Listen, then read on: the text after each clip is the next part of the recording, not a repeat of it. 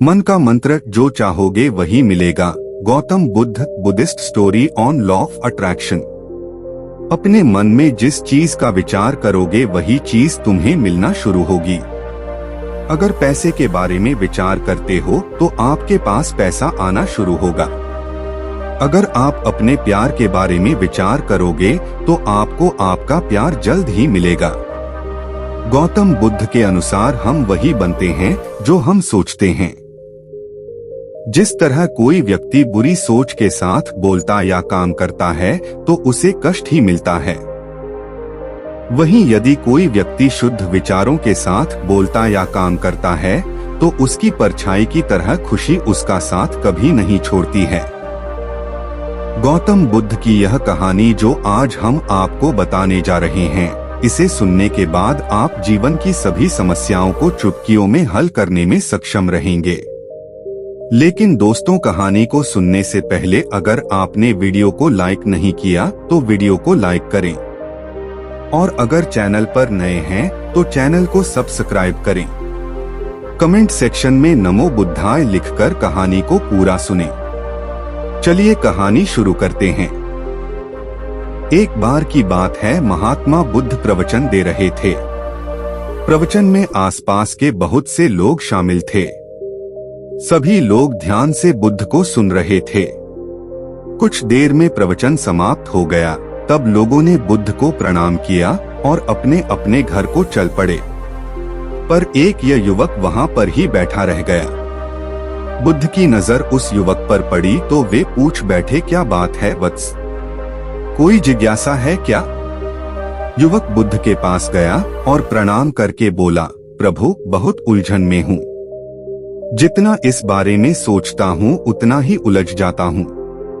कैसी उलझन है वत्स? बुद्ध ने प्रश्न किया। युवक हाथ जोड़कर बोला, प्रभु, यह संसार कितना विशाल है। संसार में लाखों करोड़ों लोग निवास करते हैं। उनमें भी एक से बढ़कर एक विद्वान, कलाकार, योद्धा हैं। ऐसे में उन सब के बीच मुझ जैसे सामान्य प्राणी का क्या मूल्य है? युवक की बात सुनकर बुद्ध मुस्कुरा दिए। वे बोले, तुम्हारी जिज्ञासा का उत्तर मिल जाएगा, पर इसमें थोड़ा सा समय लगेगा।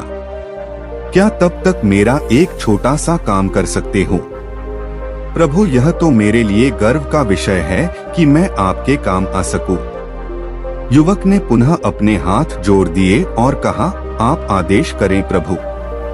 बुद्ध ने युवक को एक चमकीला पत्थर देते हुए कहा, तुम्हें इस पत्थर का मूल्य पता करना है, पर ध्यान रहे इसे बेचना नहीं है, सिर्फ इसका मूल्य पता करना है। जैसी आज्ञा प्रभु। ऐसा कहते हुए युवक ने बुद्ध से वह पत्थर ले लिया। उसने एक बार फिर से उन्हें प्रणाम किया और बाजार की ओर चल पड़ा। बाजार वहां से ज्यादा दूर नहीं था। युवक थोड़ी देर में वहां पहुंच गया। वह सुबह का समय था, इसलिए बाजार अभी ठीक से लगा नहीं था। वहां पर इक्का दुक्का दुकानदार ही थे। युवक ने जिज्ञासावश इधर उधर नजर दौड़ाई। उसे एक पेड़ के नीचे एक दुकानदार नजर आया। वह आम बेच रहा था। युवक उस दुकानदार के पास पहुंचा और उसे पत्थर दिखाते हुए बोला, क्या आप इस पत्थर की कीमत बता सकते हैं? दुकानदार एक चालाक व्यक्ति था। पत्थर की चमक देखकर वह समझ गया कि अवश्य ही यह कोई कीमती पत्थर है।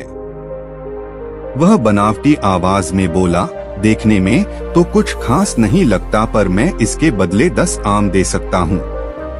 दुकानदार की बात सुनकर युवक को हल्का सा क्रोध आ गया। वह मन ही मन बुदबुदाया, समझता है इतना सुंदर पत्थर और इसका मूल्य सिर्फ 10 आम, अवश्य ही यह झूठ बोल रहा है।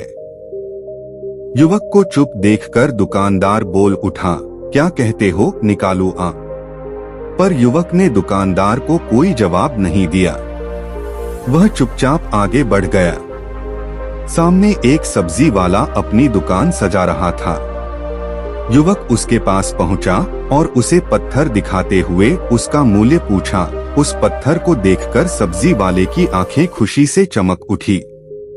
वह मन ही मन सोचने लगा, यह पत्थर तो बहुत कीमती जान पड़ता है। अगर यह मुझे मिल जाए तो मजा ही आ जाए। क्या हुआ भाई, कहाँ खो गए? युवक ने दुकानदार की तंद्रा तोड़ी।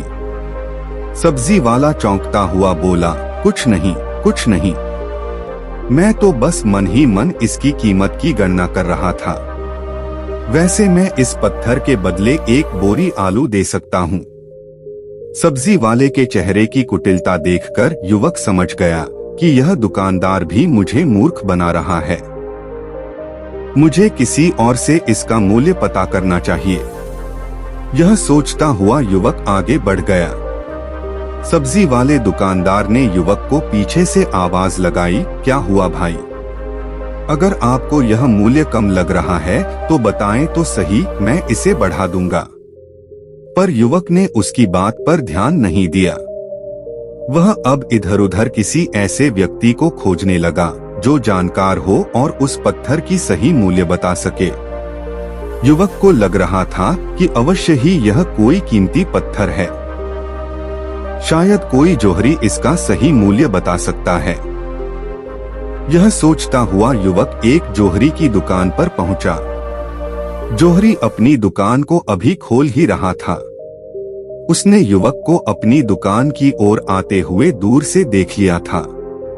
साथ ही उसने युवक का हुलिया देखकर यह भी भांप लिया था कि यह कोई गरीब व्यक्ति है जो संभवतः कोई गहना बेचने आया होगा।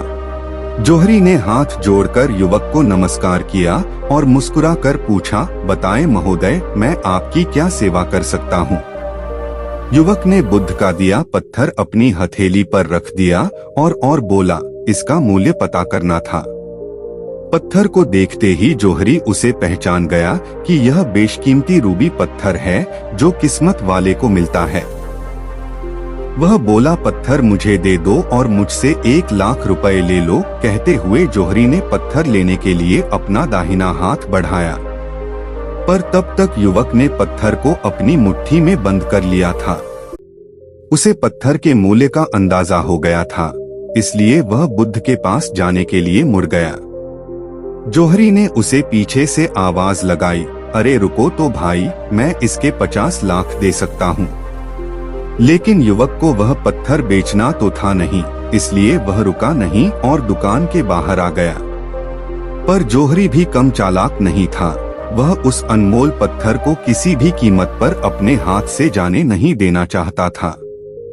वह दौड़कर उसके आगे आ गया और हाथ जोड़कर बोला, तुम यह पत्थर मुझे दे दो, मैं इसके बदले 1 करोड़ देने को तैयार हूँ।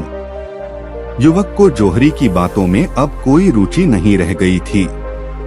वह जल्द से जल्द बुद्ध के पास पहुंच जाना चाहता था, इसलिए ना तो वह रुका और ना ही उसने जौहरी की बात का कोई जवाब दिया। वह तेज तेज कदमों से बुद्ध के आश्रम की ओर चल पड़ा। जौहरी ने पीछे से आवाज लगाई, यह अत्यंत मूल्यवान पत्थर है, अनमोल है, तुम जितने पैसे कहोगे मैं दे दूंगा। यह सुनकर वह युवक परेशान हो गया। उसे लगा कि कहीं पत्थर के लालच में जौहरी उसे पकड़कर जबरदस्ती ना करने लगे, इसलिए वह तेजी से आश्रम की ओर दौड़ पड़ा। युवक जब बुद्ध के पास पहुंचा तो वह बुरी तरह से हांफ रहा था। उसे देखकर बुद्ध मुस्कुरा दिए, फिर भी उन्होंने अपने चेहरे से कुछ भी जाहिर नहीं होने दिया। वे बोले, क्या बात है वत्स, तुम कुछ डरे हुए से लग रहे हो। युवक ने बुद्ध को प्रणाम किया और सारी बात कह सुनाई। साथ ही उसने वह पत्थर भी उन्हें वापस कर दिया। बुद्ध बोले, आम वाले ने इसका मूल्य 10 आम बताया, आलू वाले ने 1 बोरी आलू और जौहरी ने बताया कि यह अनमोल है। इस पत्थर के गुण जिसने जितने समझे उसने इसका मूल्य उसी हिसाब से लगाया। ऐसे ही यह जीवन है। प्रत्येक व्यक्ति खान से निकले हुए एक हीरे के समान है जिसे अभी तराशा नहीं गया है। जैसे जैसे समय की धार व्यक्ति को तराश कर जाती है, व्यक्ति की कीमत बढ़ती जाती है। यह दुनिया व्यक्ति को जितना पहचान पाती है उसे उतनी ही महत्ता देती है। इतना कहते हुए बुद्ध एक क्षण के लिए रुके और फिर बोले, किंतु आदमी और हीरे में अंतर यह है, हीरे को कोई दूसरा तराशता है और व्यक्ति को अपने आप को स्वयं ही तराशना पड़ता है। और जिस दिन तुम अपने आप को तराश लोगे, तुम्हें भी तुम्हारा मूल्य बताने वाला कोई ना कोई जौहरी मिल ही जाएगा। गौतम बुद्ध उस लड़के को यह सीख देना चाहते थे कि जो इंसान अपने मन में खुद के बारे में विचार करता है, वह व्यक्ति उसी के समान बनता जाता है। किसी इंसान को अगर दुनिया की किसी भी चीज से सच्चे मन से लगाव हो तो वह इंसान उस चीज को प्राप्त कर लेता है। वही जो इंसान अपनी मन में छाई चीज को प्राप्त करने में असमर्थ है, उस इंसान ने अपने मन में सच्चे भाव से उस चीज को चाहा ही नहीं होता है। दोस्तों, गौतम बुद्ध की इस प्रेरणादायक कहानी को आप अपने मित्रों के साथ शेयर जरूर कीजिए ताकि उन्हें भी गौतम बुद्ध के असल ज्ञान के बारे में पता चल सके।